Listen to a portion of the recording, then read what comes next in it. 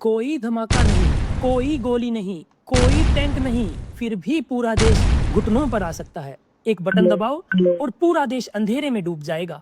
ये बम मारता नहीं, लेकिन पूरे सिस्टम को मार देता है।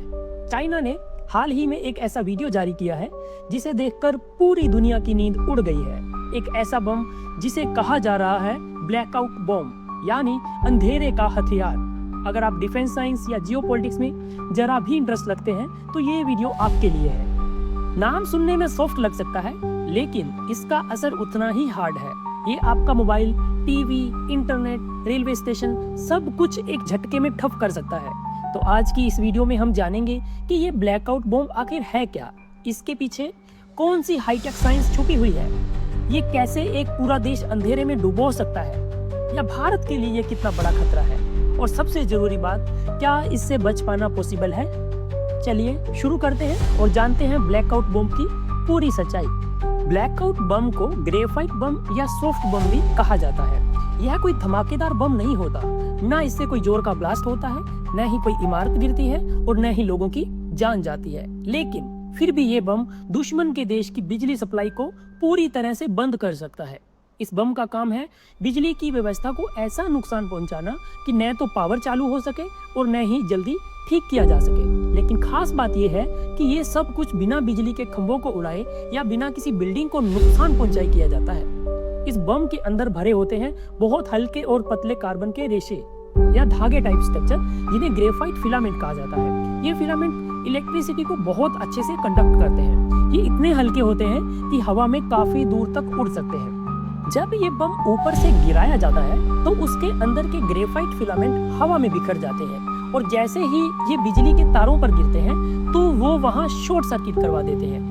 शॉर्ट सर्किट को अगर आप आसान भाषा में समझना चाहें तो जैसे आप वायर को सीधा जोड़ दें या गलत तरीके से जोड़ दें तो करंट गलत रास्ते से बहता है और सिस्टम ओवरहीट हो जाता है। इसी तरह ये फिलामेंट दो तारों को आपस में जोड़ देते हैं या फिर तार और ग्राउंड के बीच में एक ऐसा रास्ता बना देते हैं जिससे बहुत तेज करंट एक साथ बहता है और ट्रांसफार्मर जल जाते हैं, स्विच ट्रिप हो जाते हैं और पावर ग्रिड बंद हो जाते हैं। यही वजह है इसे मॉडर्न वॉर का साइलेंट वेपन कहा जाता है, जो बिना शोर किए देश की रीढ़ यानी बिजली व्यवस्था को गिरा देता है। जब इस बम को एयरक्राफ्ट, फाइटर जेट या ड्रोन से काफी ऊंचाई से गिराया जाता है तो जैसे ही ये नीचे आना शुरू करता है, इसका डिस्पेंसर स्पिन करने लगता है। इस स्पिनिंग की वजह से इसके अंदर भरे होते हैं 60 से 90 छोटे छोटे सब म्यूनिशंस, जो बाहर निकलकर हवा में गोल गोल पैटर्न में फैल जाते हैं। हर सब म्यूनिशन के अंदर भरा होता है ग्रेफाइट का एक केमिकली ट्रीटेड स्पूल, जिस पर एक खास तरह की मेटालिक कोटिंग की गई होती है ताकि वो और भी ज्यादा इलेक्ट्रिकली कंडक्टिव और हीट रेजिस्टिव बन जाए। गिरते गिरते ये फिलामेंट खुलना शुरू हो जाते हैं, जैसे कोई पतली जाली हवा में फैल रही हो।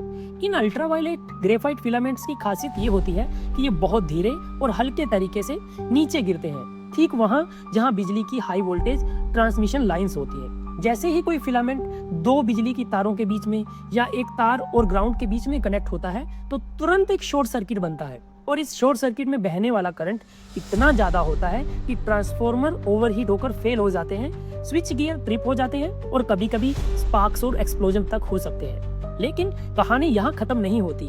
जब फिलामेंट बहुत ज्यादा हीट एब्जॉर्ब करता है तो वो वेपराइज हो जाता है। उस पर लगी मेटालिक कोटिंग हवा में फैलती है और एक प्रकार का चार्ज्ड गैस क्लाउड बना देती है। अब अगर कोई इंजीनियर पावर ग्रिड को दोबारा चालू करने की कोशिश करता है तो यही चार्ज क्लाउड एक और इलेक्ट्रिक आर्क बना देता है। मतलब सिस्टम चालू होते ही दोबारा ट्रिप हो जाता है, और ये सिलसिला तब तक चलता रहता है जब तक पूरी जगह को मैनुअली साफ और रीसेट न किया जाए। यही है आधुनिक युद्ध का सबसे silent weapon, that is blackout bomb. अब सवाल ये उठता है कि ये ब्लैकआउट बम कोई नई टेक्नोलॉजी है? अगर नई टेक्नोलॉजी नहीं है तो चाइना ने ऐसा क्या किया है जो ये बम इतनी चर्चा में है? तो इसका आंसर है, ये कोई नई टेक्नोलॉजी नहीं है। इससे पहले अमेरिका ने 1991 में गल्फ एयर में इराक के खिलाफ इसका इस्तेमाल किया था।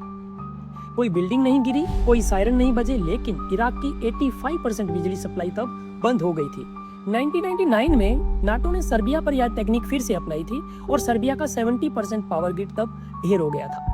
साउथ कोरिया भी दावा करता है कि उसने नॉर्थ कोरिया के लिए ऐसा बम स्टैंड बाई पर रखा हुआ है।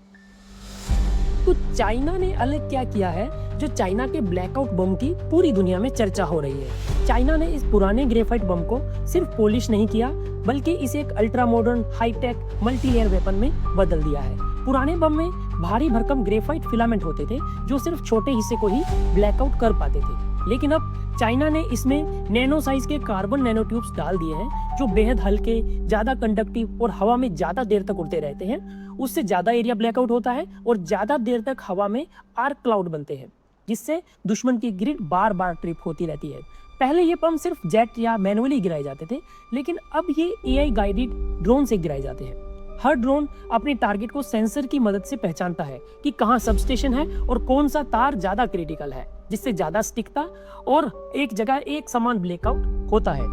पुराने ग्रेफाइट बम सिर्फ बिजली को ही रोकते थे, लेकिन चाइना ने इसमें अब लो रेंज EMP पल्स डाल दिया है।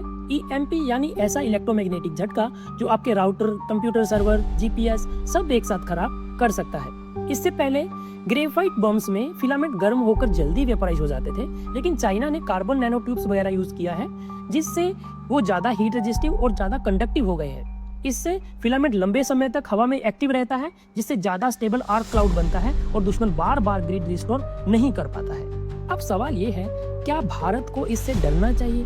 तो जवाब है हाँ, और वो भी बहुत गंभीरता से। भारत की पावर ग्रिड दुनिया की सबसे बड़ी और सबसे तेजी से बढ़ती ग्रिड्स में से एक है, लेकिन अभी भी हमारी बहुत सारी ट्रांसमिशन लाइंस अनइंसुलेटेड है और इन तारों पर अगर ग्रेफाइट फिलामेंट गिरे तो वो बिना किसी रेजिस्टेंस के सीधा शॉर्ट सर्किट बन जाएगा, जो कि एक परफेक्ट टारगेट बनेंगे ऐसे एरियल अटैक के लिए। इसके अलावा हमारे बहुत सारे ग्रिड स्टेशंस और ट्रांसफार्मर खुले में हैं। आप सोचिए, अगर ऐसे 10-15 ब्लैकआउट दिल्ली, बॉम्बे, बेंगलोर, हैदराबाद जैसे शहरों में गिरा दिए जाएं तो क्या होगा? सब मिलिट्री रेडार बंद हो जाएंगे, रेलवे के सिग्नल फेल हो जाएंगे, एयर ट्रैफिक कंट्रोल शटडाउन हो जाएगा, बैंकिंग और स्टॉक एक्सचेंज सर्विसेज क्रैश हो जाएंगी और ऊपर से फेक न्यूज और पैनिक्स का तूफान आ जाएगा। यानी एक बम गिरा नहीं और पूरा देश इंफॉर्मेशनल ब्लाइंड हो जाएगा। अब बात करते हैं भारत ग्रेफाइट या ब्लैकआउट बम से कैसे बच सकता है। सबसे पहले हमें हमारे सारे ग्रिड इंसुलेट करने होंगे। दूसरा, संसद, सेना ठिकाने और डेटा सेंसर्स जैसी अहम जगहों पर बिजली लाइनों को जमीन के नीचे करना होगा। तीसरा, स्मार्ट ग्रिड बनाने होंगे जो फॉल्ट आते ही उस हिस्से को आइसोलेट कर दे। चौथा, हॉस्पिटल, एयरबेस, कम्युनिकेशन हब पर माइक्रो गैस टरबाइन और सोलर बैटरी बैकअप लगाने होंगे। पांचवा, एंटी ड्रोन और रेडार इंटरसेप्टर से ऐसे बमों को हवा में ही नष्ट करना होगा।